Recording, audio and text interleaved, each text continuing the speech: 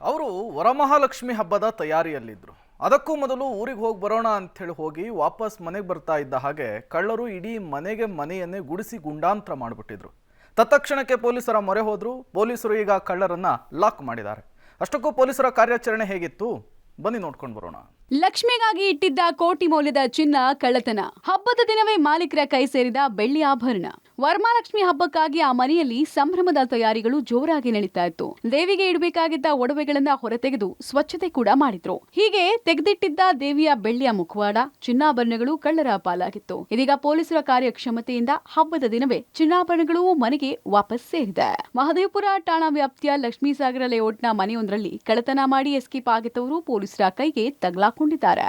ದಿನಪತ್ರಿಗಳು ಹೊರಗೆ ಬಿದ್ದಿರುವ, light off ಆಗಿರುವ ಅಥವಾ ಚಪ್ಪಲಿಗಳು ಕಾಣದ ಮನೆಗಳನ್ನೇ ಈ ಖತರ್ನಾಕ್ಗಳು ಟಾರ್ಗೆಟ್ ಮಾಡಿ ಬೀಗ ಮುರಿದು ಕಳ್ಳತನ ಮಾಡ್ತಾ ಇದ್ರು. ಜುಲೈ 12ನೇ ತಾರೀಕು ಲಕ್ಷ್ಮೀಸಾಗರ ಲೇಔಟ್ನಲ್ಲಿರುವ ಮನೆಯೊಂದರಲ್ಲಿ ವಾಸ ಇದ್ದ ವ್ಯಕ್ತಿಯೊಬ್ಬರು ತಮ್ಮ ಸ್ವಂತ ಊರಾದ ಕೇರಳಕ್ಕೆ ತೆರಳಿದ್ರು.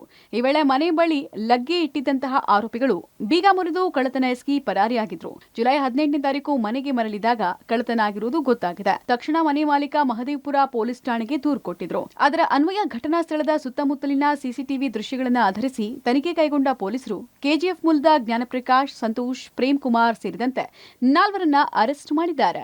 ಒಟ್ಟು 75 ಲಕ್ಷ ಮೌಲ್ಯದ 844 ಗ್ರಾಂ ಚಿನ್ನಾಭರಣಗಳನ್ನು ಅವರು ವಶಪಡಿಸಿಕೊಂಡಿದ್ದಾರೆ. ಕೇರಳ ರಾಜ್ಯಕ್ಕೆ ಹೋಗಿದ್ದಾಗ ಈ ರೀತಿ ಕಳ್ಳತನ ಮಾಡಿರ್ತಕ್ಕಂಥದ್ದು ಕಂಡು ಬಂದಿದೆ. 4 ಜನ ಆರೋಪಿಗಳಿದ್ದು ಇವರಿಂದ ಒಟ್ಟು 18 ಪ್ರಕರಣಗಳು ಈಗ ಪತ್ತೆಯಾಗಿದ್ದಾವೆ. ಮಹದೇವಪುರ ಪೊಲೀಸ್ ಠಾಣೆ ಈ ಉತ್ತಮ ಕೆಲಸಕ್ಕಾಗಿ 25,000 ಬಹುಮಾನವನ್ನು ಕೂಡ ಘೋಷಿಸ್ತಾ ಇದ್ದೇನೆ.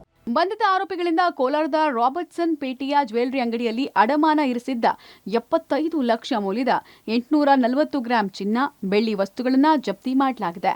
ಮಹದೇವಪುರ, ಕೆಆರ್ಪುರ, ಕಾಡುಗೋಡಿ, ವರ್ತೂರು ಸೇರಿದಂತೆ ವಿವಿಧೆಡೆ ಎಸಗಿದ್ದ 18 ಮನೆ ಗಳ್ಳತನ ಪ್ರಕರಣ ಈ ಮೂಲಕ ಬೆಳಕಿಗೆ ಬಂದಿದೆ. Narasimhamurthy, crime bureau, public TV.